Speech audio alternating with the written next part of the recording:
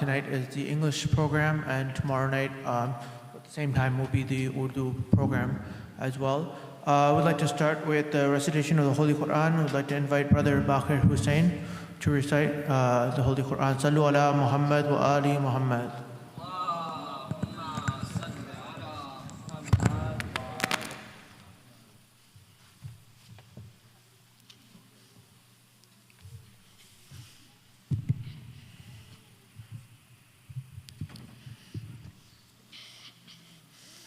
أعوذ بالله من الشيطان الرجيم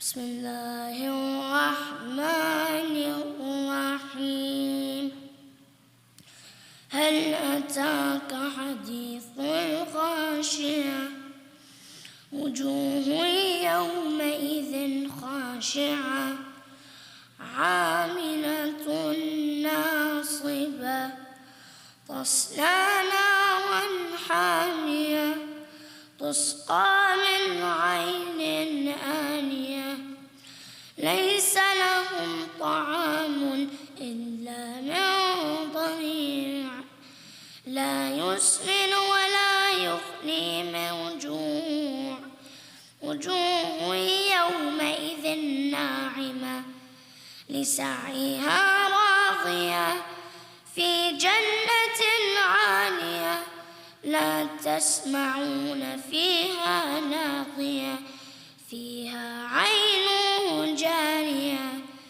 فيها سرر مرفوعة وأكواب موضوعة ونمارق مصفوفة وزرابي مبثوثة أفلا ينظرون إلى الإبل كيف خلقت وإلى السماء كيف رفعت وإلى الجبال كيف نصبت وإلى الأرض كيف سطحت فذكر إنما أنت مذكر لست عليهم بمسيطر إلا من تولى وكفر فيعذبه الله العذاب الأكبر إن إلينا إيابهم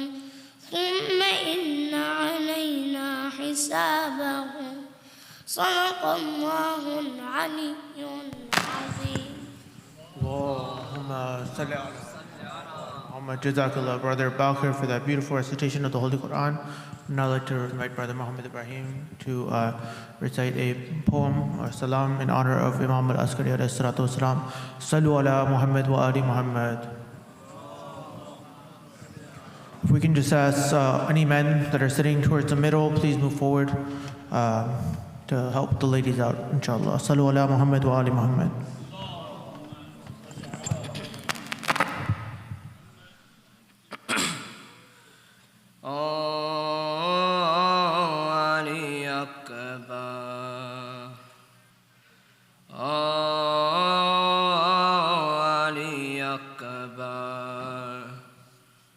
Broken is the heart, broken is the fate of your mother. Oh, Ali Akbar. Oh, Ali Akbar.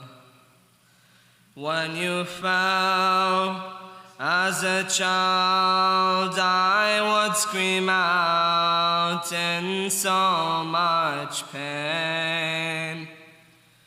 Today I see you drowned in your blood. My son, you are slain. Come back to your mother. Oh, Ali Akbar. Oh, Ali Akbar. Your father in your grief has has now lost all of his vision. He's stumbling and crying to you, call me to you, my son. All I see is a blur. Oh, Ali Akbar. Oh, Ali Akbar. Why have you got your hand on your chest, oh my beloved? I know that the spear deep inside your heart has embedded. Show me where you are hurt. Oh, Ali Akbar. Oh, Ali Akbar. As you move your hands, you shake and scream out in so much pain. You are trying so hard, but the pain cannot be contained. I'll take out the spear. Oh, Ali Akbar. Oh, Ali Akbar.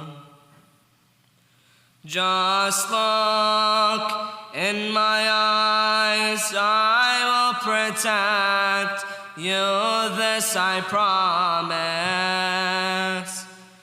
I pull on the spear facing Najaf, saying, Ali, help me, O my Father. Oh, Ali Akbar. Oh, Ali Akbar. My love, oh my heart, how can I show you all of my pain? I'll never be able to see your smiling face again. Come back to me, dear. Oh, Ali Akbar. Oh, Ali Akbar. A father was made to see his son writhing on the sand. A spear in his chest and the wound covered by his hand. Look how he was butchered. Oh, Ali Akbar. Oh, Ali Akbar. Salawat.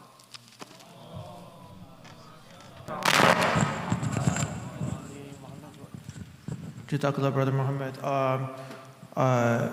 Before we proceed with the lecture, just a few announcements. We'd like to thank everyone for their attendance and their diligence in participating in our programs. And as these months of mourning come to an end, we want to advise and encourage our community to continue with the following up with our announcements so that you can be aware of and attend our upcoming events, including the weekly programs, of course, the Dua Kumal program Thursday night with Salat al-Maghrib and the Jummah program.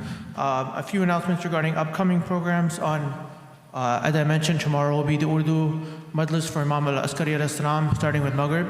On Tuesday, we will be having a celebration for Eid al-Zahra. It will also be a celebration of the work of the Khadims that have served our community over the past 2 months, as well as all our Hujjaj that have returned from Hajj.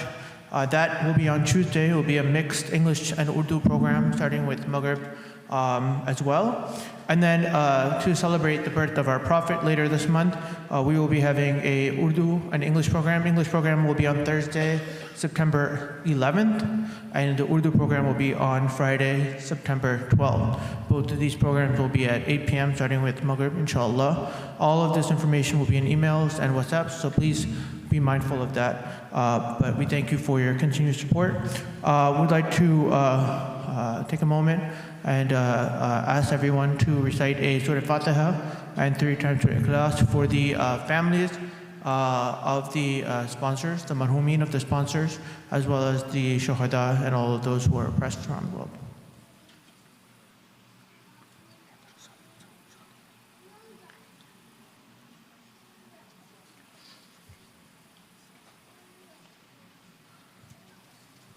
Without any further delay, I would like to invite our respected scholars, Sayyid Sulayman, to the minbar for the recitation of Majlis. Wa salawat ala Muhammad wa ali Muhammad.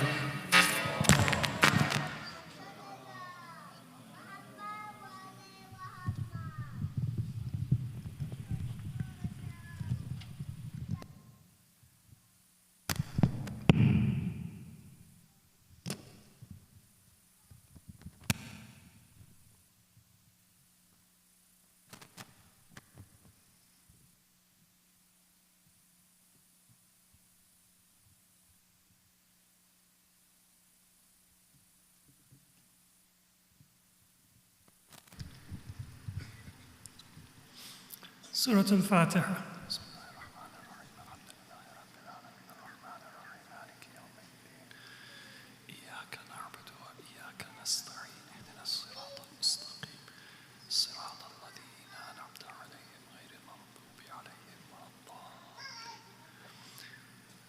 أعوذ بالله من الشيطان الرجيم بسم الله الرحمن الرحيم الحمد لله رب العالمين والصلاة والسلام على سيدنا ونبينا أبي القاسم محمد اللهم صل على محمد وعلى أهل بيته الطيبين الطاهرين ولعنة الله على أعدائهم إلى قيام يوم الدين رب اشرح لي صدري ويسر لي أمري واحلل عقدة من لساني يفقه قولي أما بعد السلام عليكم ورحمة الله وبركاته.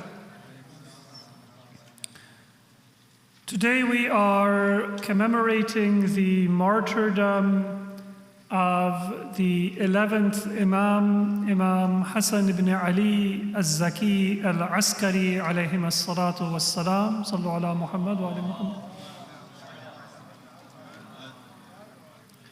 And with that, after the month of Muharram and the month of Safar and the passage of Arba'een, we are also commemorating the end of a traditional period of mourning and remembrance for the martyrdom of Imam Hassan and the martyrs of Karbala. May Allah's peace and blessings be with all of them. And there is a very close connection between those two different anniversaries or those two different occasions that we are commemorating.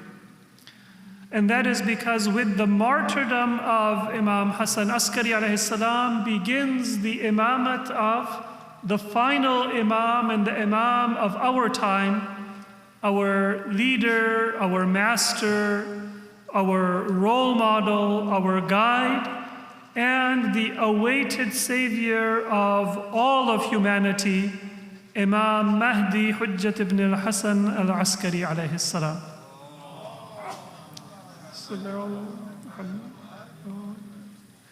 And the mission of Imam Mahdi is a continuation of the martyrdom and the struggle of Imam Hussein in Karbala. So you can see that there is a very direct connection between the remembrance of our 11th Imam and his martyrdom, and therefore the beginning of the leadership and the formal mission of Imam Mahdi, and the commemoration of the sacrifices and the martyrdom of the martyrs of Karbala. So let us begin briefly by reminding ourselves of the life and the teachings of our 11th Imam, and then look briefly at the responsibilities that we have in light of Karbala, in light of the imamat of our present Imam, and in light of the situation that exists within the world.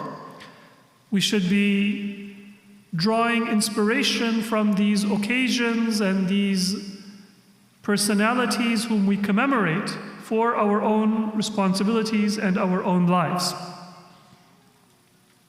So our 11th Imam, as we all know, his name was Hassan. Two of our Imams had this name. One of them was our second Imam, Imam Hassan al-Mujtaba, and one of them was our 11th Imam, Imam Hassan al-Askari alayhi salam. And both of them were Hassan ibn Ali. The father of our second Imam, he was Ali ibn Abi Talib, Amir al-Mu'mineen. And the father of our 11th Imam, he was Imam Ali ibn Muhammad al-Naqi al-Hadi alayhim as-salam. So sometimes when the name of a person in Arabic was similar to somebody else, it would be distinguished by mentioning the name of the father.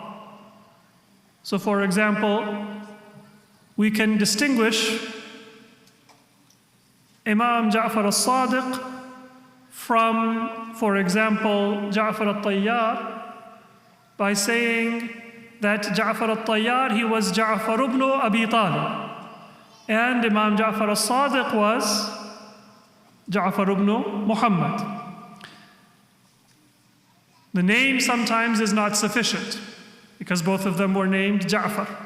The kunya was not always sufficient because in many cases the kunya also was inherited from the previous person who held that name, especially if they were very honorable or a role model. So sometimes the kunya, it was associated with the name. For example, Ja'far al-Tayyar, his kunya was Abu Abdullah, because his well-known son was Abdullah ibn Ja'far, who we all know was the father of Aun and Muhammad and the husband of Sayyidah Zainab salamullahi alayha. So he was Abu Abdullah. And Imam Ja'far al-Sadiq alayhi salatu wassalam, his name was Ja'far and his kunya was also Abu Abdullah. So in narrations and hadith texts, when you hear mention of Imam Ja'far al-Sadiq, normally the text will say Qala Abu Abdullah, or sometimes Qala Abu Abdullah Ja'far ibn Muhammad.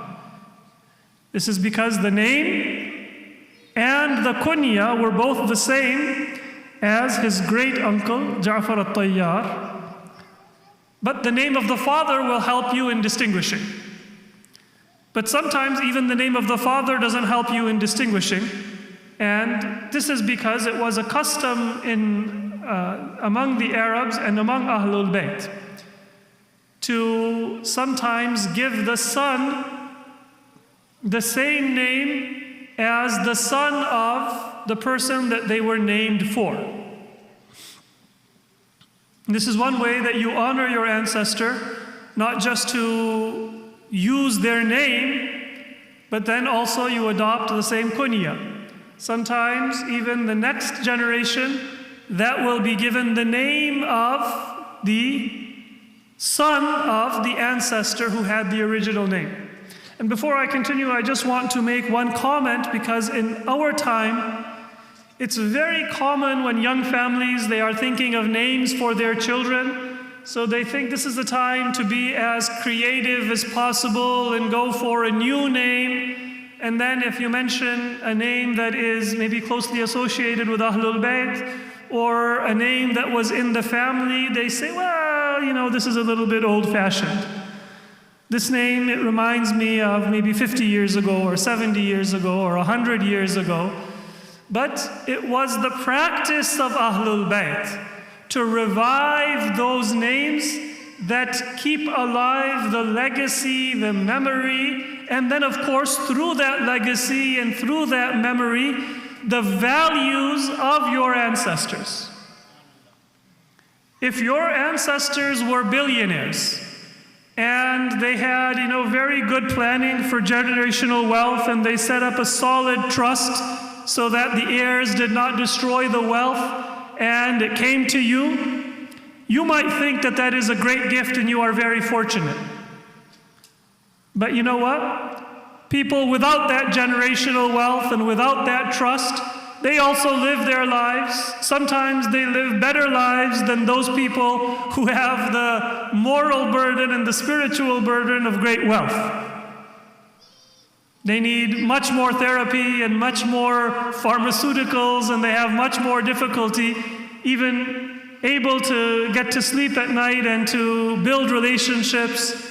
And every proposal that they have for marriage, they are always worried about what the person's motivations are, and they get so involved in protecting their assets and in drafting a prenuptial agreement that they're not able to actually get married in the first place. And if they do, then sometimes there is a burden, perceived or real. We might think that is lucky, but that is not what true luck or true fortune is. If you have a family that has given you a legacy of love of God, of love of Prophet Muhammad sallallahu alayhi wa alihi, of love of Ahlul Bayt, then you have generational wealth that doesn't require a prenuptial agreement to protect it, that doesn't require a financial advisor to maintain it, that isn't subject to the ups and downs of the stock market or of the economy, and that nobody can take from you, and that is going to be there for you in this world and in the hereafter. So to remember and to honor and to express gratitude for that legacy, and to strive to preserve that legacy, not only as a direct connection to God and to the Prophet and to Ahlul Bayt, but also as a bequest and as a legacy that you have received from your ancestors. That is one of the ways that you can ensure that that gift will remain within your family and within your life in the future as well. لَإِن شَكَرْتُمْ لَأَزِيدَنَّكُمْ. If you are grateful for what you have been given, then Allah will give you more. And so if my parents have taught me love of God and love of the Prophet and love of Ahlul Bayt, then if I am grateful for my parents and my grandparents and all of the sacrifices and all of the struggles, I might not know their stories, but maybe they suffered under a communist or a colonialist government. Maybe they suffered economically or personally for persecution or for keeping the faith. Maybe they lost job opportunities. Maybe they had to migrate from their home city to a faraway land in order to preserve their faith. I don't know what struggles there were, but if you read the history of Ahlul Bayt and if you read the history of the lovers of Ahlul Bayt, then you will know that in any story, even if the details are lost, there were sacrifices, there were tears, there was blood, there was hardship. And if that is the legacy that has come down to you, then how can you be grateful for it recognizing it, and thanking Allah for it. And one of the ways you do that is if you know the name of your grandfather, or the name of your grandmother, or the name of your great-grandfather or your great-grandmother, then that should be one of your priorities. Let me pass this down to my children. So when they ask me, why did you choose this name for me? Why did you name me Ja'far? Why did you name me Hassan? Why did you name me Zahra? Of course you will say, if it is one of these names, for example, that this is the name of an Imam. It is the name of a chosen one of God. But then you can also say that this is also the name of a lover of that original Ma'soom, who was among our ancestors and through whose life and sacrifices and effort we have easy access to this religion and all of the treasures that are within it. And don't say to those names, oh, they're old-fashioned, they're boring. Everyone has those names to honor a legacy that has come within a family, and to build upon it and to be grateful for it and to acknowledge it is one of the ways that you can preserve it for the future and for the coming generations. And you see this within Ahlul Bayt, that the 12 Imams, just one example, but not just the 12 Imams, also their other children, you will see that certain names are repeated. And then if you look at the very close companions and followers of Ahlul Bayt, then you will see that they will also do this. They weren't always looking, oh, my son has to have a name that nobody in the world has ever had. Or my daughter has to have a name that, if you Google it or you want to open up a Gmail account, it's going to be really easy because nobody has ever thought of that mix of consonants and vowels and that spelling, or that. Maybe that's convenient for an online presence in some ways, but you can figure out a creative solution for that. Remember that when you are naming, you are providing an identity. You are providing a connection. So if you can do several things with that, by connecting them to God and to Ahlul Bayt, by connecting them to the most important treasure and legacy that they have received from their family, by reminding them that that legacy, just by the name, by reminding them that that legacy is not preserved by chance or by habit, but by deliberate decisions, by honoring, by remembering, by praying for, and by teaching, then you have accomplished several things with one simple act of thinking of a name for your child that honors your religion, your prophet, Ahlul Bayt, that offers their ancestors. And alhamdulillah, you have multiple ancestors, the father's side of the family, the mother's side of the family. So you can choose the name that appeals to you, the name that also evokes the memory of Ahlul Bayt the best, and one that is also something that can give a strong foundation in some of the important values for that child. This is just a reminder because it's fashionable now to try to depart from tradition and go outside of our family or our culture in finding names. So that is not haram, but it is something that it might deprive you of some very real benefits and barakah. Sallu ala Muhammad wa ali Muhammad. So Imam Hassan al-Askari alayhi salam, his name was Hassan. His father's name was Ali. His mother's name is given in different narrations. The more common one is Sosan. So this was the name of the mother of Imam Hassan Askari, and this was the honor of Allah for Ahlul Bayt, that not only were their fathers chosen by Allah, because they were Imams, one after the other, but their mothers were also chosen by Allah for their purity, for their sincerity, their character, inward and outward. And we have many narrations from our Imams praising their mothers or the mothers of their children for their character and for being a role model for piety for Muslim men and Muslim women. So the mother of Imam Hassan Askari, she also had that same elevated rank, although she was not a ma'soom, but she was a very noble and a very honorable lady, and Allah honored her by bringing her into a marital union with the father of our 11th Imam, our 10th Imam, Imam Ali ibn Muhammad al-Naqi alayhi salatu wasalam.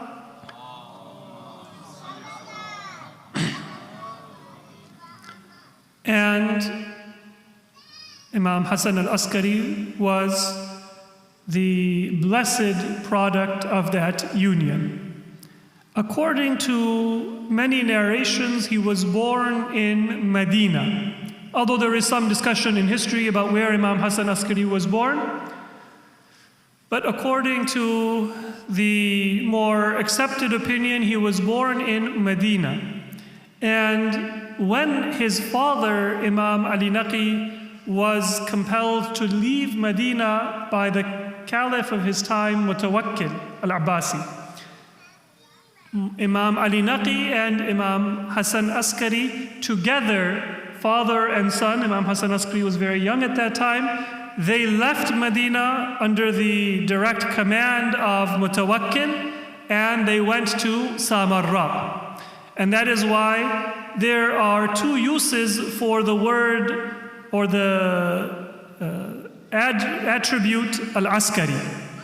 More commonly, our 11th Imam is called al-Imam al-Askari, but then in a more general usage, both the 10th and the 11th Imams are called al-Askari, or together they are called al-Askariyan, the two Imams from Askar, because Askar was the name of Samarra. So Imam Ali Naqi was taken under house arrest by the Caliph and required to live under government surveillance in Samarra.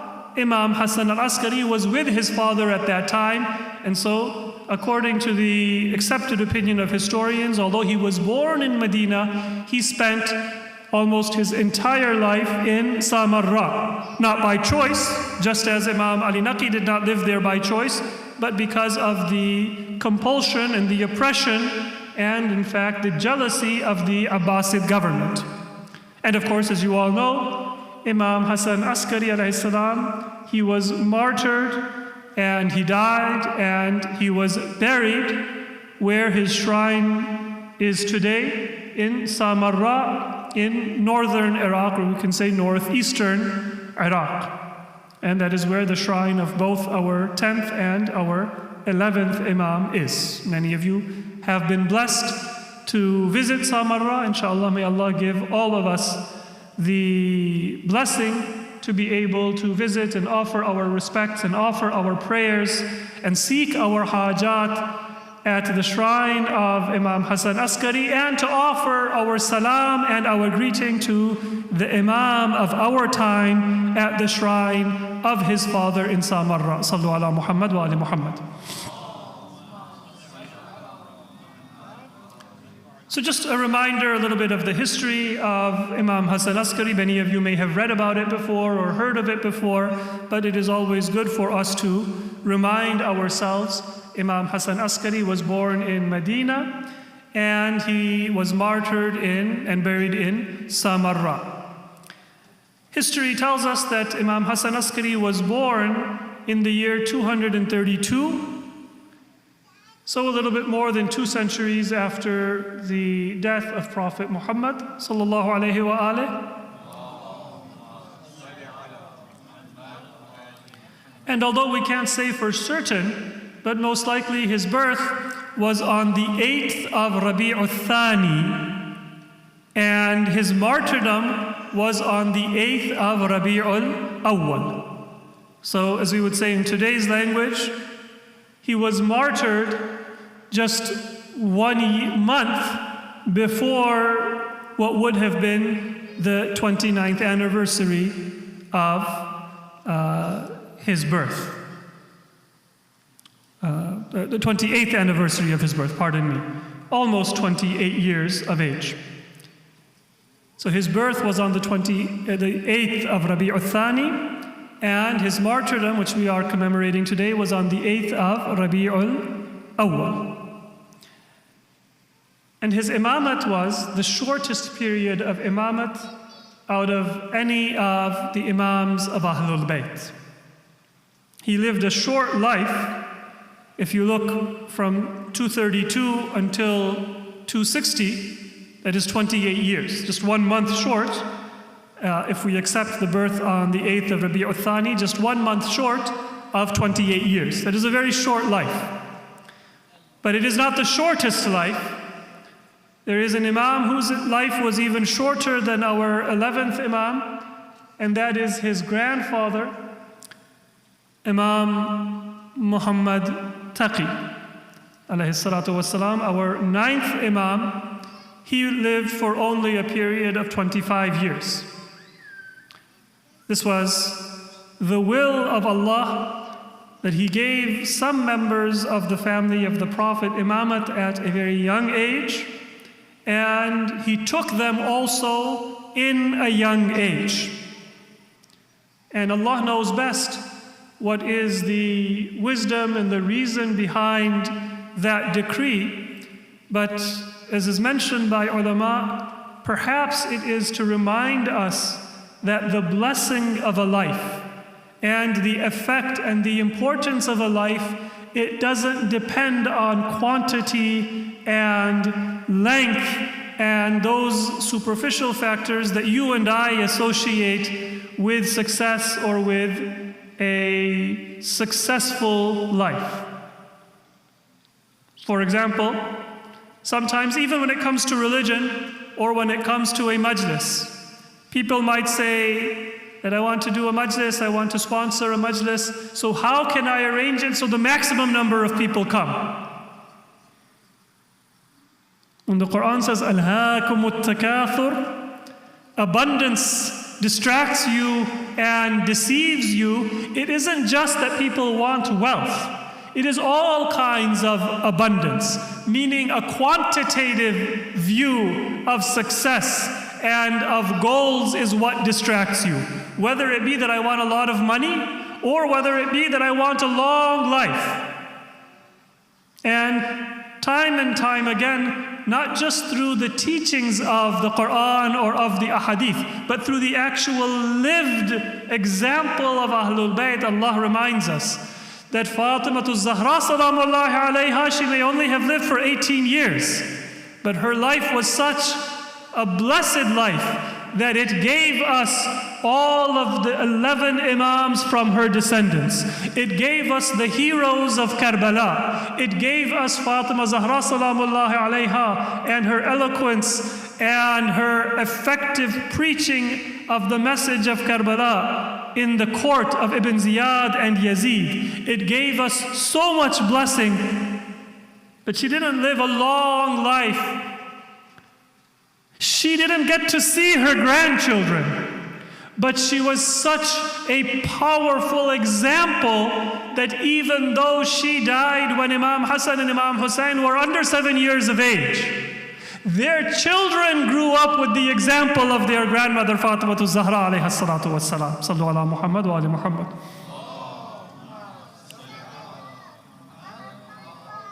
It wasn't because she survived into old age. It wasn't because her grandchildren had pictures of her or videos of her, but it was because she had imprinted her faith and her sincerity and her love so powerfully on her children that not only their memory but the blessing of Allah came and preserved her memory and her legacy, her courage and her values.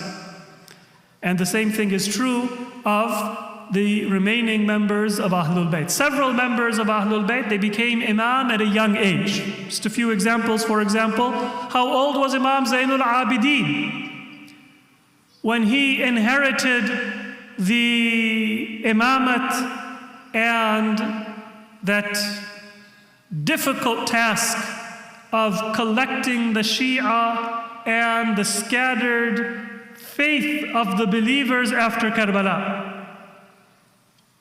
He was born in 37 after Hijrah. Imam Hussein was martyred in 61 after Hijrah. So about 24 years. It's a very young age. Most people, you're just graduating from college and you're figuring out, do I want to find a career in what I majored in? Do I want to take a gap year? So this is the age when we are still thinking about, do we want to finally declare ourselves adults? Or do we want to still pretend that we are children? Do we want to still depend on our parents? Or do we want to now actually not just demand independence, but actually show that we are worthy of independence? Many of us, we are in that age, or we recently were, and we know that is an age when a person is still learning and growing and exploring. And it was at that age when Imam Zainul Abidin alayhi salam, he now was not just the leader of his family, but he was in charge of the affairs of the entire Muslim Ummah. Now, for us, we understand that this is a task given by Allah, and just as if Allah can give prophethood to Prophet Isa in the cradle, then Allah can give imamat to an imam at the age of 24. But we know this because of the example and the history of Ahlul Bayt. At that time, even many of the Shia, they did not understand. So this was a lesson and a reminder for the people. In fact, if we want to look in history, even before that, Imam Ali, who became the imam at the age of 33, many people, they were unwilling to accept Imam Ali because they said he is too young.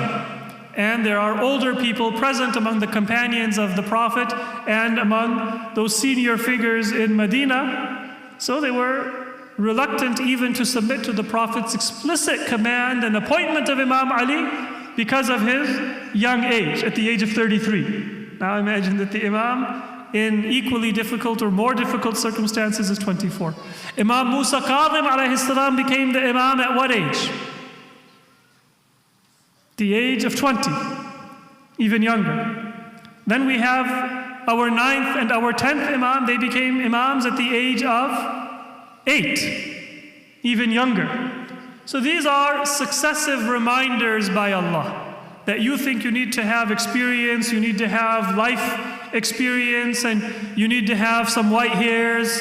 And different countries, they have a different age for who can be the president or the prime minister, or who can be the head of government. You need to be 35 years of age. Do you need to be 40 years of age? These are normal human requirements because we cannot conceive of authority and leadership, and we cannot conceive of somebody to be ready unless they have those conditions.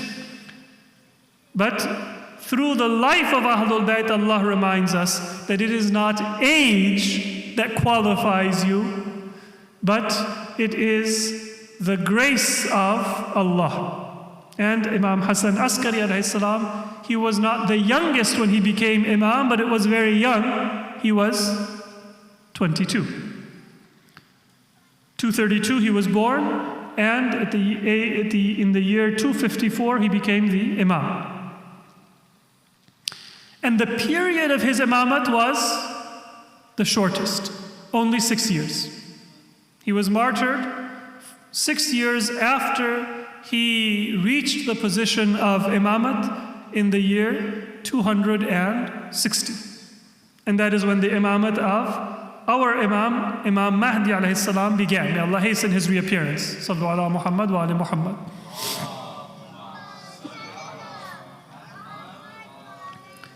So now let us move to the teachings and the lessons that we learn from the life of our 11th Imam. In many ways, the imamat of Imam Hassan al-Askari was a period to prepare people for the difficult time of occultation that was to begin. And that period of occultation when the Imam is not present amongst us, at least not in a visible manner. That is the period that began with the martyrdom of Imam Hassan al-Askari and continues until the present time. And this requires a very deep humility on the part of the followers. There are certain people, they wait for leaders to retire so that then they can spread their wings. Have you ever noticed, for example, when a politician announces their retirement, what happens? All of a sudden people start thinking, is that seat open? Sometimes, when a senator retires after a long career, people even decide, you know what, I'm going to move to that state. Because the seat is wide open, let me just establish my residency, and then maybe I can win that election. So it might be the leader in a political or in a corporate setting, or it might be a family member. I just am waiting to now come into my inheritance and become the master of my own destiny. I don't have to have my father or my grandfather telling me what to do and telling me how to manage my affairs. And sometimes people have this false idea that that will make life easier or make life better, when in reality it is a blessing and it is a protection that is being taken away. The first response when you have that protection, that senior figure removed, is humility. The political example and the corporate example I just gave for us to understand. Otherwise, that doesn't really have moral significance. But the example of a family elder, that is very relevant for us to understand the dynamic with imamat, although it is not the same thing, but it is relevant. So let's say that you have a patriarch, a matriarch in the family, a senior figure, grandmother, grandfather. One of the benefits of that senior figure is that they keep the family together. Maybe the children, they don't always get along. Maybe the husbands and the wives of the children, they don't always get along. There are always some disagreements, and that is human nature. Everybody has a different personality, everybody has a different upbringing, everybody has a different life experience. It's not something to be embarrassed about or something to deny, but it is something that we need to acknowledge and deal with in the most mature manner that we are able. Having a senior figure in the family, especially if they are aware of the value and the weight of their presence, it can be a big benefit to that next generation and the second generation.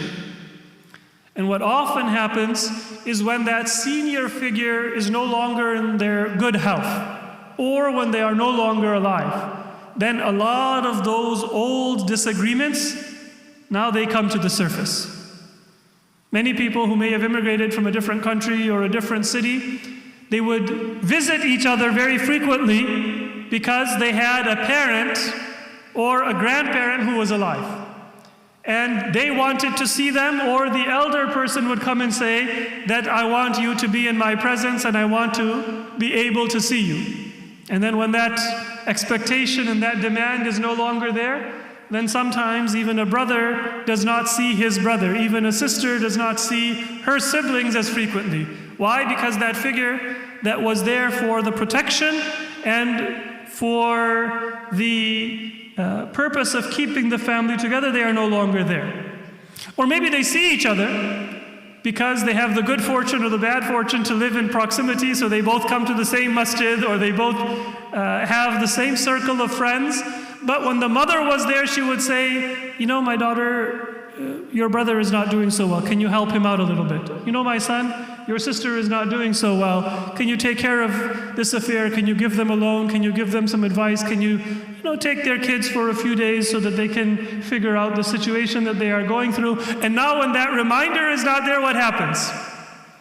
I'm still seeing my sister, I'm still seeing my brother, but I have not learned that now my mother is not there to remind me, now my father is not there to remind me. I need to be the one to say, brother, sister, cousin, is there anything that I can do?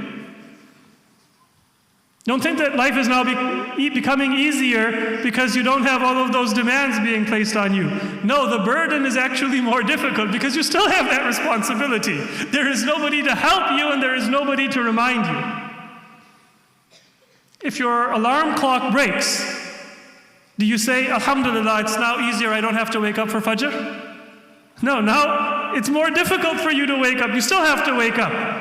But now you have to be more careful because you don't have an alarm clock. You don't have your parents in the next room who can knock once, twice, 3 times and then bring the jug of water to throw on you and say it's time for prayer. Now you have to do it. So don't say, oh, alhamdulillah, I have an easy time. Now you have to say, I have a greater responsibility and greater difficulty.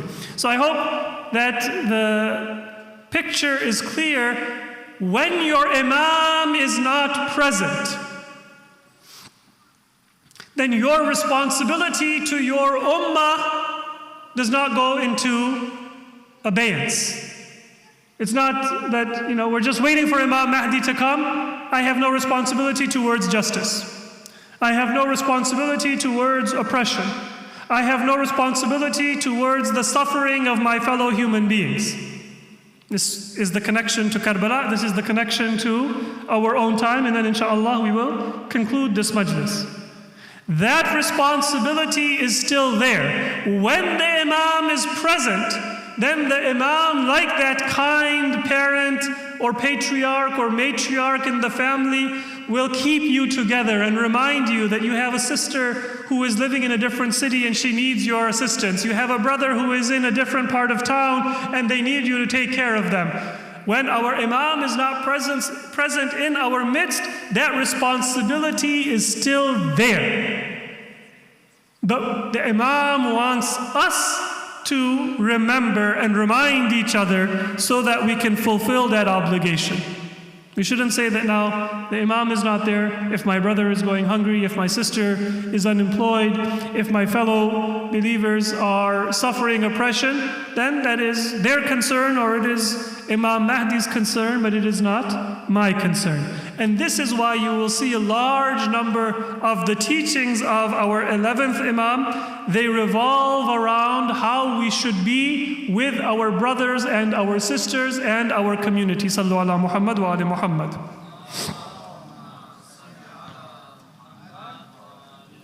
Just 2 examples, inshaAllah. One is that our 11th Imam says, مِنَ التَّوَاضُعِ السَّلَامُ عَلَىٰ كُلِّ مَنْ تَمُرُّ بِهِ وَالْجُلُوسُ دُونَ شَرَفِ الْمَجْلِسِ.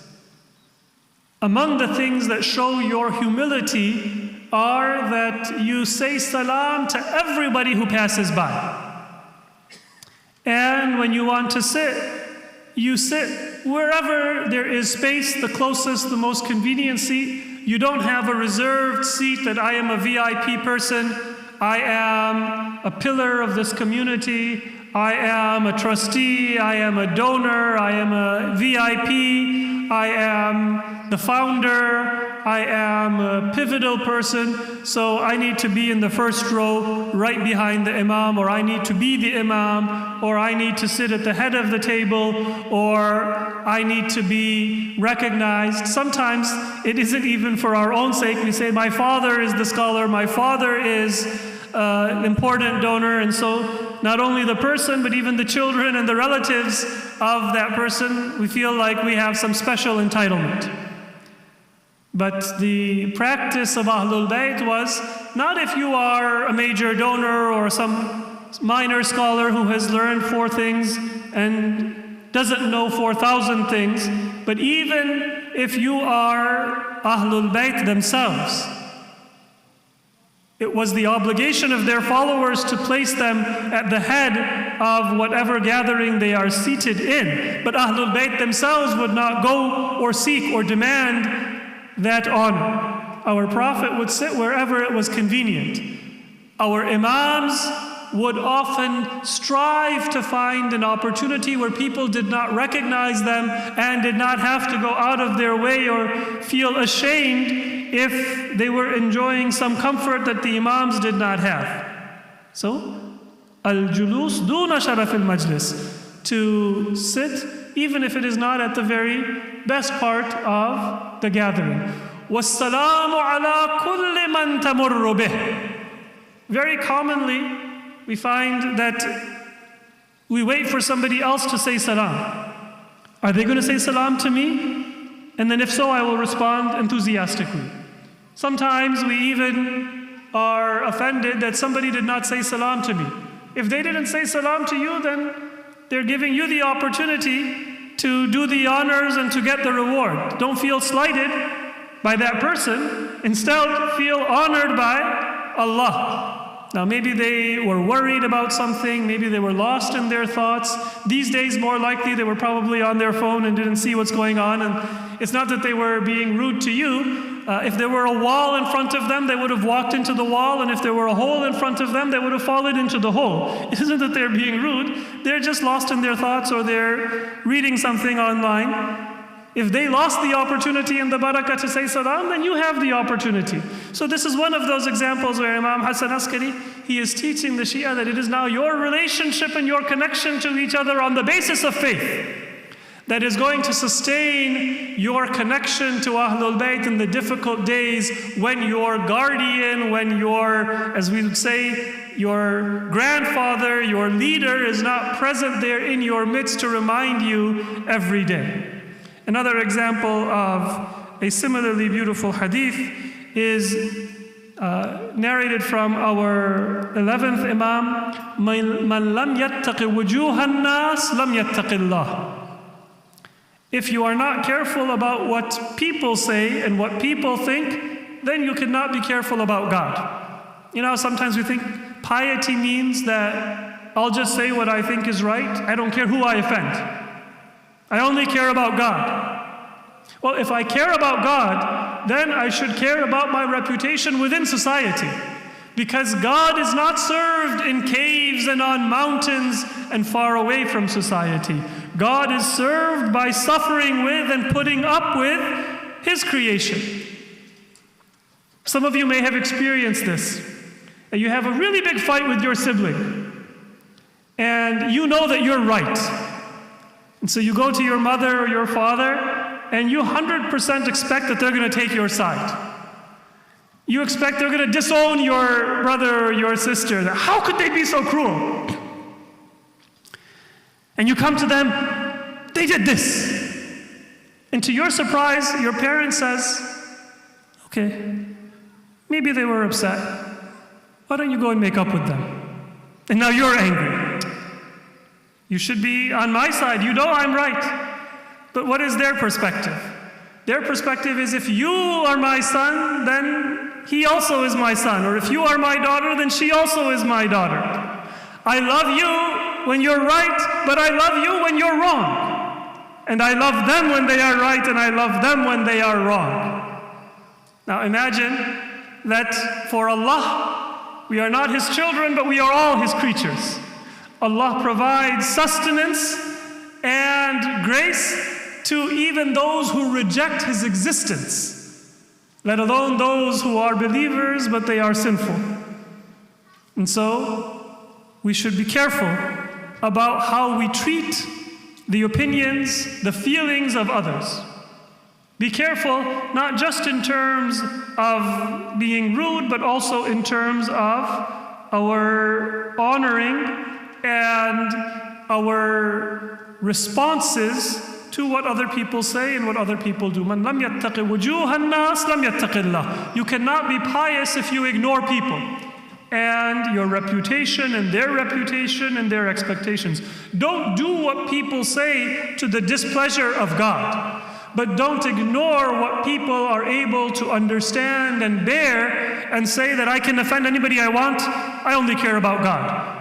If you don't care about your relationship with people, then you don't truly care about God. Just as if you disown your brother and sister, then you don't truly love your mother and your father because you are hurting their feelings. Allah is not our parent, but He loves His creatures, and He sustains His creatures with even more mercy than a parent does for their children. So, our 11th Imam, his character and his teachings were to raise the conscience of the followers of Ahlul Bayt and the Shia, because with his martyrdom, they were going to lose the presence, not of one Imam, but of imamat in their life. Imagine what a great tragedy it is. I'll just give one more example from a family, only for us to understand. There is no comparison. But if you have a very close-knit family and sometimes you lose a grandfather, you say, well, at least my father is alive. God forbid if you lose your father, you say, at least my uncle is alive. I have an elder I can go to. When we have a marriage in the family, then the grandfather of the groom, the grandfather of the bride will not be there, but a great uncle will be there. An elder in the family will be there. Now imagine if it is the last of the uncles or the aunts who is dying. That generation is no longer going to be present. That is a double tragedy for the family, because it is not the death of an individual, it is the death of a generation. It is a transition and a loss for the entire. Those of you who have a close-knit family or have seen close-knit families, you can appreciate that it is a double loss. Now imagine Ahlul Bayt, it is not just our family.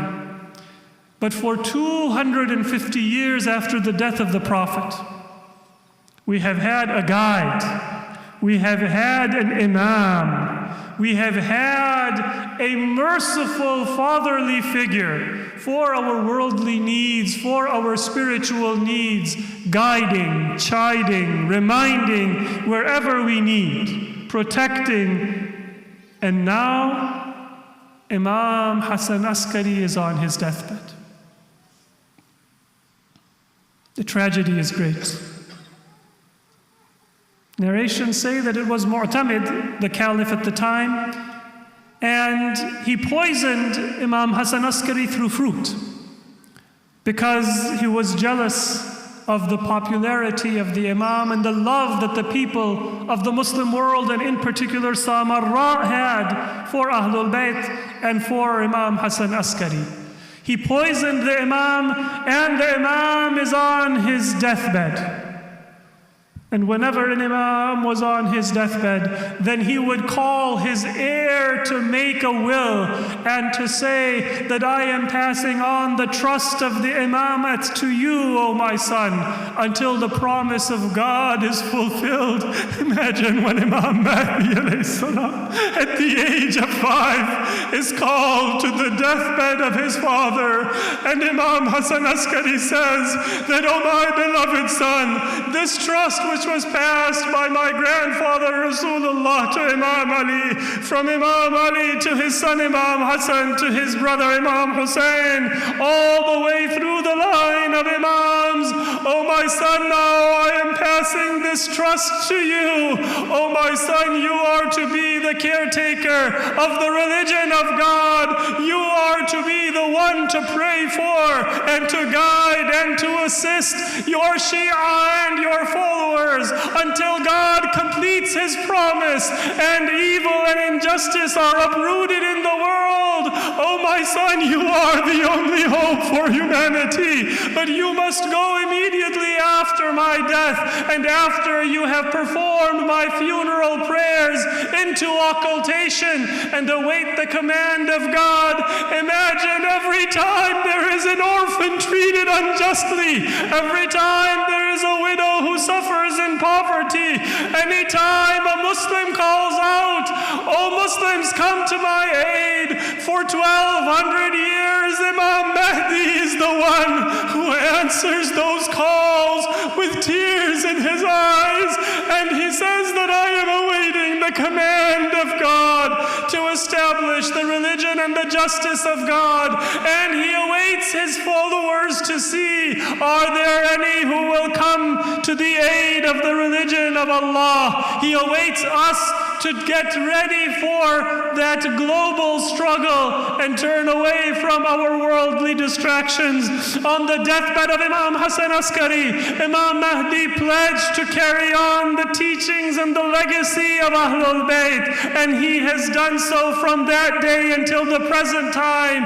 and until when Allah allows him to reveal himself and begin his outward mission. When Imam Hassan Askari was martyred in Samarra, Samarra. Then his young son Imam Mahdi, he prepared the body of his father for burial, washing the body, shrouding the body, a young son preparing the funeral of his father. Imagine how difficult it must have been, but I can only imagine that Imam Mahdi would turn towards Karbala at that time and say, "Oh my ancestor, Imam Zayn al-Abidin, it is a tragedy for me that my father has been martyred and I am now preparing his body, but at least I am able to wash the body of my father.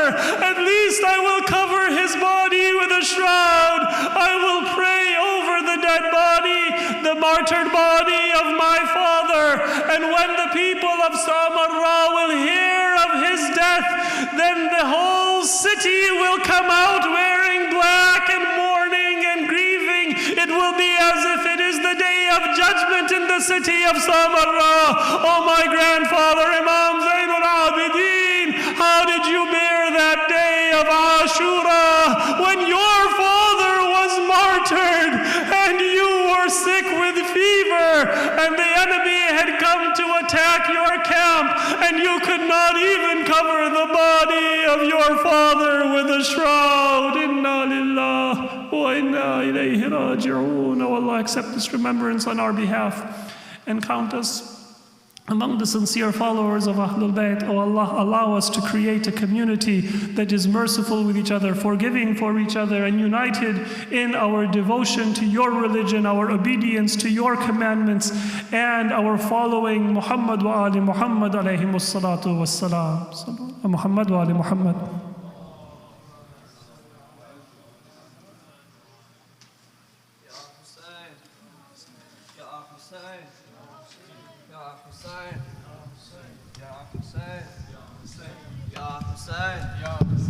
Ya Hussein, Ya Hussein, Ya Hussein, Ya Hussein.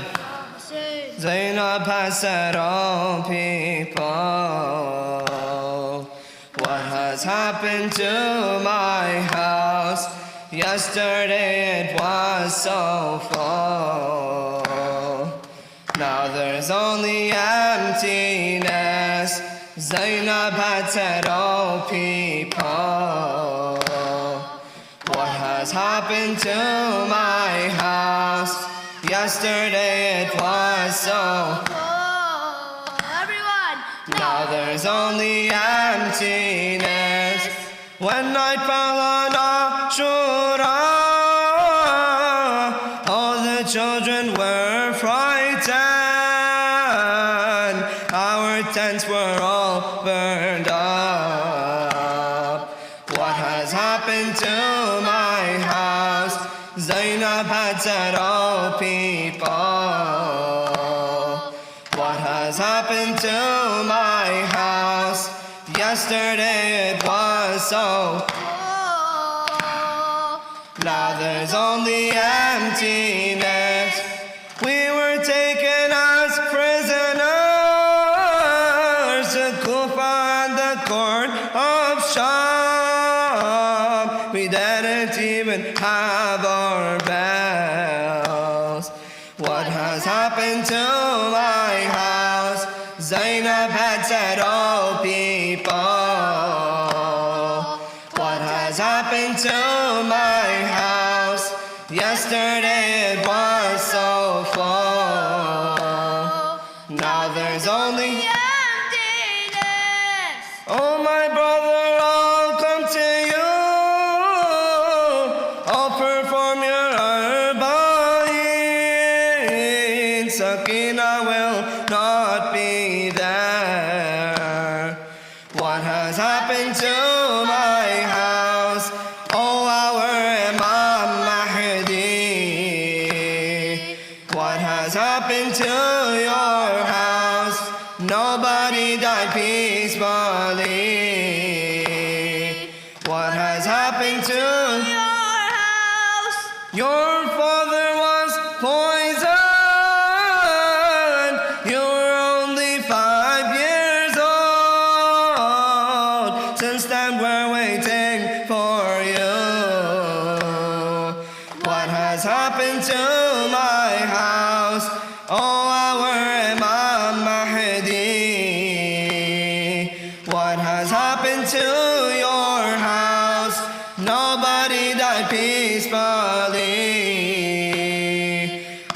has happened to your house? 1100 years have passed. Your house still suffered bomb blasts. Please invite us to Samarra. What has happened to your house? Our Imam Mahdi. What has happened to your house? Nobody died peacefully. What has happened to your house? Ya Hussein, Ya Hussein, Ya Hussein, Ya Hussein, Ya Hussein.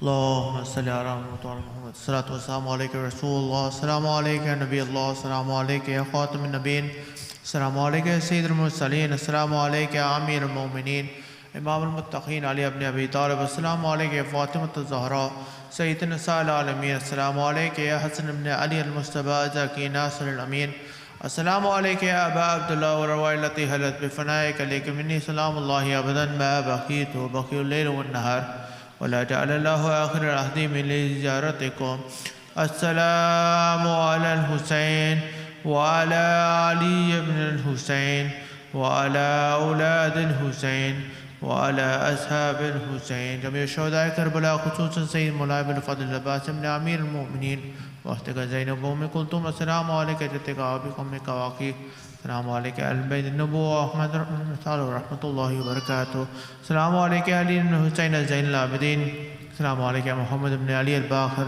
السلام عليك جعفر بن محمد الصادق السلام عليك موسى بن جعفر القادم السلام عليك علي بن موسى الرضا السلام عليك محمد بن علي الجواد السلام عليك علي بن محمد الهادي السلام عليك يا حسن بن علي الزكي العسكري السلام عليك يا حجة بن حسن القائم المهدي السلام عليك يا صاحب الزمان شريك القرآن خليفة الرحمن إمام الزمان الأمان يا إمام الزمان هذا أجل الله فرجك وسهل الله مخرجك وجعلنا من